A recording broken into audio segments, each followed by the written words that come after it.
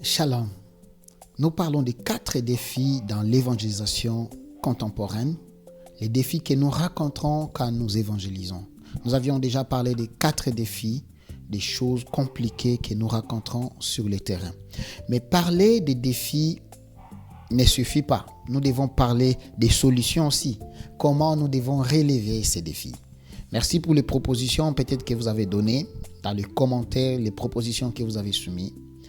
Mais ici, moi aussi, j'aimerais amener ma contribution sur ce que vous avez proposé. Mais face à la mauvaise conception du salut que nous avions donné comme premier problème, où les gens ont une mauvaise conception du salut, premièrement, nous devons enseigner régulièrement encore le salut dans nos églises. Aujourd'hui, les églises sont remplies des enseignements qui ne sont pas vraiment ou qui ne regardent pas encore le salut. On parle de la prospérité qui n'est pas mauvaise. On parle des données qui n'est pas aussi mauvais. On parle de combattre les diables, tuer, envoyer le feu. On parle de beaucoup de choses, mais qui n'ont rien à faire avec le salut. Alors, chers serviteurs et servantes qui me suivez, soyons de cette race qui peut ramener encore le message du salut sur les chairs. Soyons de cette race qui peut encore ramener les enseignements sur le salut dans la rue ou partout où nous nous trouvons. Ici, deuxième proposition que j'aimerais donner, c'est faire les appels et les conversions dans les assemblées. Si nos messages peuvent se terminer encore avec les appels au salut, ça serait merveilleux. Il y a 20 ans, nos pasteurs, 30 ans, nos papas pasteurs ne terminaient pas leur message sans appeler quelqu'un au salut. Et si nous pouvons encore reprendre cela, j'espère et je le sais qu'il y aura encore plusieurs âmes qui seront sauvées parce qu'il y en a plusieurs personnes qui viennent dans nos églises et qui rentrent. Ils rentrent sans jamais avoir le salut qui est authentique. Et puis, nous devons expliquer la différence entre la religion et le salut. Parce que beaucoup de gens sont dans la religion qu'être dans le salut en Christ. Les gens croient que la chrétienté, c'est une religion, ce qui est déjà faux, sans avoir le salut qui est Christ. Alors, nous devons parler, montrer la différence entre la religion et être sauvé. Entre la religion qui est caractérisée par les œuvres et le salut. Mais toujours dans cela, nous devons encourager les témoignages des conversions authentiques. Il y a des temps où quand on grandissait, on avait des moments de témoignages dans les réunions, des moments de témoignages. Frère, comment tu avais reçu Christ? Qu'est-ce que Christ a fait dans ta vie? Comment ta vie a changé avant et après Christ? Aujourd'hui, nous n'écoutons plus ces témoignages. Aujourd'hui, nous écoutons que le témoignage de « Voilà, j'ai dormi, puis Dieu, j'ai vu un ange, quelqu'un de blanc qui est venu me parler. » C'est tout ce que nous avons comme témoignage. Témoignage de « Bon, je n'avais rien à manger, et puis il y a quelqu'un, une voisine qui est venue, il m'a donné à manger. » C'est tout ce que nous avons comme témoignage. Est-ce que nous pouvons reprendre les témoignages du salut? Ma sœur, comment tu as reçu Christ? Qu'est-ce que Christ a fait dans ta vie? Comment Christ a changé ta vie? Cela sera merveilleux. Et chacun pourra se questionner, voir son avant et son après le salut. Sur la prolifération du faux, nous devons développer une culture biblique solide, dans le sens où nos églises doivent répondre encore des bonnes habitudes. C'est-à-dire, rentrons sur la formation des disciples. Formons les disciples dans la doctrine. Aujourd'hui, nous avons ces problèmes parce que les gens qui deviennent des serviteurs de Dieu n'étaient pas formés d'abord comme des disciples. Ils n'ont pas été enseignés et formés sur la doctrine. C'est ce qui amène les dérapages. Tout le monde va dans son sens selon ce qu'il pense, selon ce qu'il a vu comme vision. Tout le monde part dans tous les sens. Mais si nos églises, nous pouvons encore enseigner pour former des disciples dans la sainte doctrine, vous allez voir que nous pouvons petit à petit répondre à ses besoins et résoudre ses problèmes. Et est-ce que nos églises peuvent encore encourager la lecture quotidienne de la Bible? On a grandi, on faisait la lecture. Il y avait des clubs de lecture des Bibles dans nos églises. Il y avait des clubs de lecture de la Bible dans nos familles où on encourageait la lecture quotidienne de la Bible. Où sont partis ces jeunes qui marchaient partout avec leur Nouveau Testament Gédéon? Où sont partis ces jeunes, cette génération qui s'est retrouvée, rencontrée à la récréation de nos écoles pour faire l'étude d'un verset? Où sont partis ces jeunes qui partaient dans des écoles pour former des clubs d'études de la Bible? Où sont partis ces jeunes qui pouvaient se réunir les frères du quartier, aller se réunir quelque part, juste pour avoir le temps d'étudier la Bible, d'étudier l'histoire de Paul, l'histoire de Pierre, l'histoire de Jésus? C'est disparu. Et quand nous avons ça, nous aurons toujours les faux et les faux et les faux. Mais si nous pouvons remettre encore cet appétit de la lecture, d'étude, de la lecture de la Bible, vous allez voir que nous pouvons résoudre ces problèmes. Retournons sur la vérification de tout enseignement à la lumière des Écritures. La vérification à la lumière des Écritures. Cet appétit, tu as écouté une prédication, rentre sur les Écritures, va étudier ce que la Bible dit par rapport à ce que tu as écouté. Aujourd'hui, l'Église ou les membres deviennent plus fanatiques de leur pasteur, de leur prédicateur, qu'être enfant de Dieu sur la parole de Dieu. Si on peut réveiller cela va nous aider. Ou quand tu as écouté une parole, tu vas ouvrir ta Bible. Tu vas chercher toi-même dans la parole de Dieu pour voir la vérité de la Bible sur la parole d'un homme que tu as écouté en tant qu'homme de Dieu. Et puis, on doit former les ouvriers capables de défendre la vérité. On doit former les ouvriers capables de défendre la doctrine. Aujourd'hui, nous avons des chrétiens qui sont dans les églises, mais qui ne savent pas défendre leur foi. Beaucoup de chrétiens croient que Jésus est Dieu. Mais je pense 2% peuvent défendre que Jésus est Dieu. C'est le problème que nous avons dans nos églises. Les gens croient aux choses qu'ils ne peuvent pas défendre. Pourtant, quand quelqu'un ne sait pas défendre les choses auxquelles il croit, cette personne est toujours exposée à la perdition. C'est-à-dire, toute personne qui va défendre ce qu'il croit, lui, il n'aura pas les arguments pour contredire cela parce qu'il n'a aucune base biblique sur ça. Il n'y a aucune écriture, lui, il croit seulement. Et cette personne est exposée à changer les côtés et de suivre la personne qui a des arguments.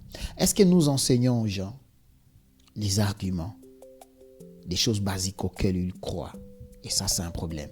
Et tant que nous ne cherchons pas la solution pour ça, nous allons toujours avoir la prolifération des faux. Et l'évangélisation sera très compliquée. Comme proposition au troisième défi, face au matérialisme, face à la recherche quotidienne des matériels, des bénédictions, des finances et de tout, nous devons prêcher les royaumes avant les bénédictions. Dans nos églises, on prêche les bénédictions avant les royaumes. On a déjà renversé les versets de chercher d'abord les royaumes des cieux et toute autre chose va suivre. Aujourd'hui, c'est chercher d'abord les bénédictions et puis les royaumes va suivre. Et il y a un problème là. Alors, si nous devons enseigner d'abord le contentement, que les gens se contentent d'abord de ce qu'ils sont, de ce qu'ils ont. Bénir le Seigneur pour ce que tu es. Rendre grâce pour ce que tu es, pour ce que tu as. Avant de se plaindre d'abord pour ce qu'on n'a pas et de chercher Jésus pour ce qu'on n'a pas. Nos églises enseignent qu'on peut toujours avoir mieux, qu'on peut avoir toujours grand, qu'on peut toujours avoir grand si on a brisé les malédictions, brisé les chaînes, brisé les choses que les tantes ont mis, la malédiction parentale. Et c'est un problème. Et ça fait que les gens sont derrière à chercher les bénédictions matérielles. Ceux qui n'ont pas le temps pour l'évangile vont chercher le matériel. Ceux qui viennent à l'église viennent chercher le matériel dans le spirituel. Et ça rend l'évangélisation compliquée. Mais si on peut enseigner les contentements, enseigner d'abord, rends grâce pour ce que tu as. Rends grâce, bénis le Seigneur. Et cherche d'abord le royaume. Montrer la valeur éternelle des âmes. Si on peut encore valoriser, montrer la valeur éternelle de l'âme.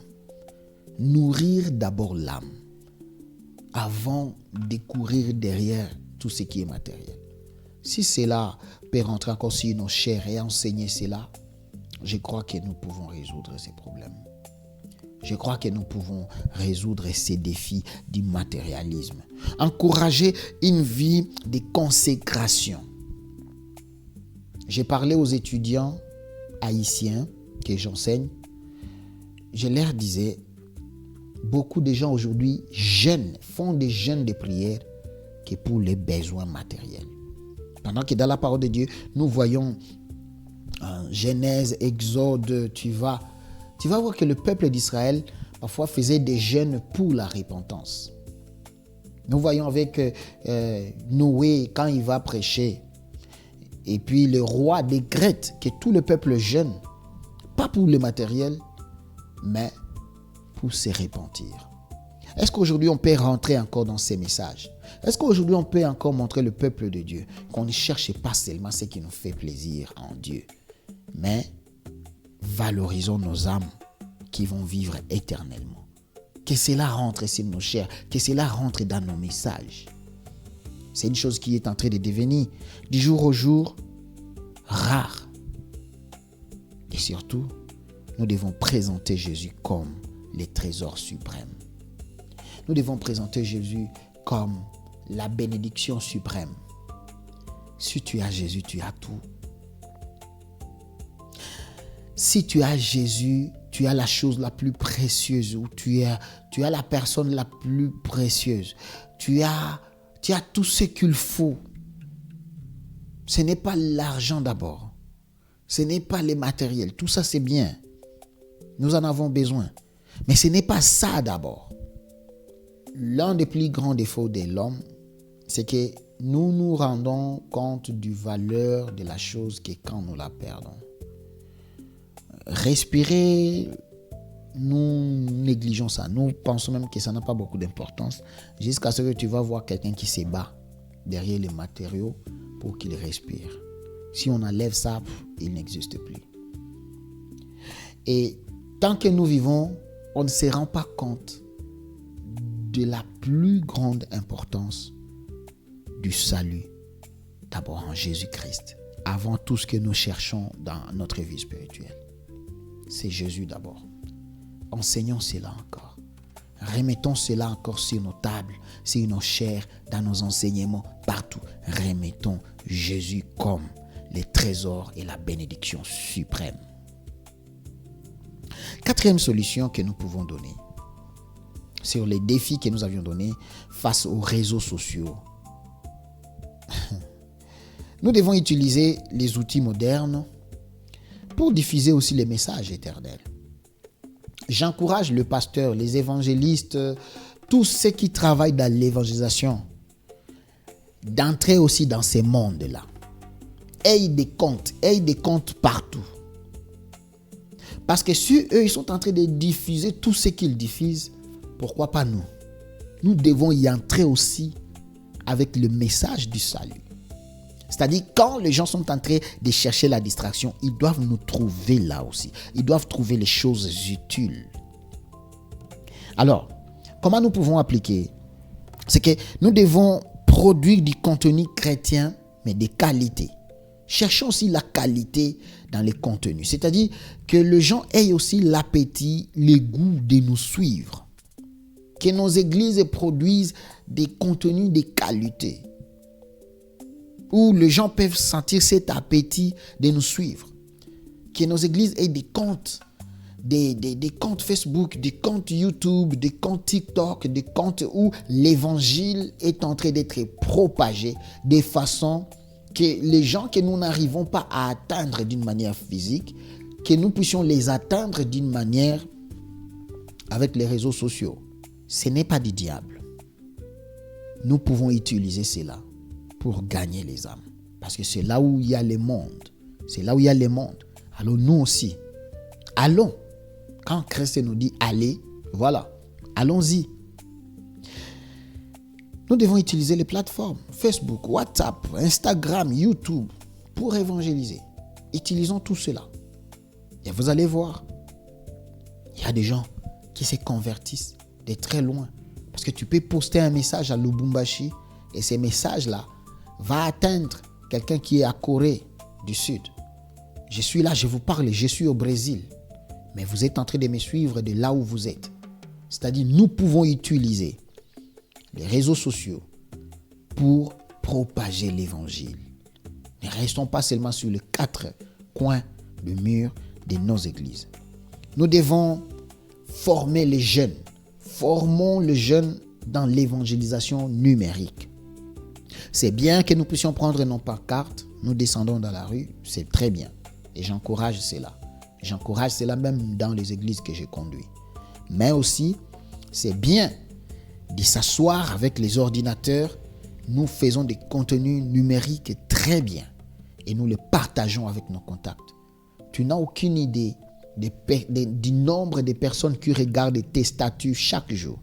Tu n'as aucune idée des personnes que tu peux atteindre si tu partages un lien, tu partages une vidéo dans tous tes contacts et tu leur demandes de publier aussi dans leur statut. Et ceux qui vont publier dans leur statut, tu n'as aucune idée de combien de personnes vont suivre aussi dans leur statut. C'est-à-dire par un seul contenu, tu peux atteindre 1000 personnes facilement. Alors, entrons dans ces mondes. Allons-y. Formons les jeunes pour cela. Et nous devons partager les témoignages, les enseignements bibliques sur les réseaux sociaux. Et cela va atteindre les gens. Alors, nous avons les défis à relever sur les mauvaises conceptions du salut. Nous avons les défis à relever sur la prolifération de faux. Nous avons les défis à relever sur le matérialisme, recherche de bonheur rapide et argent. Nous avons les défis à relever sur le numérique. Et moi et toi, nous pouvons les faire avec Christ. Parce que nous avons le pouvoir que Christ nous a donné. Et surtout, le Saint-Esprit qui peut encore nous guider pour nous rendre capables à faire cela. Je vous invite à continuer à donner vos propositions par rapport à cela, mais surtout, mettons en application d'abord ce que nous venons d'étudier dans ce cours. Que le Seigneur vous bénisse. Je suis le pasteur Jeffiston Kombi, missionnaire et enseignant dans les instituts bibliques. Que Dieu vous bénisse.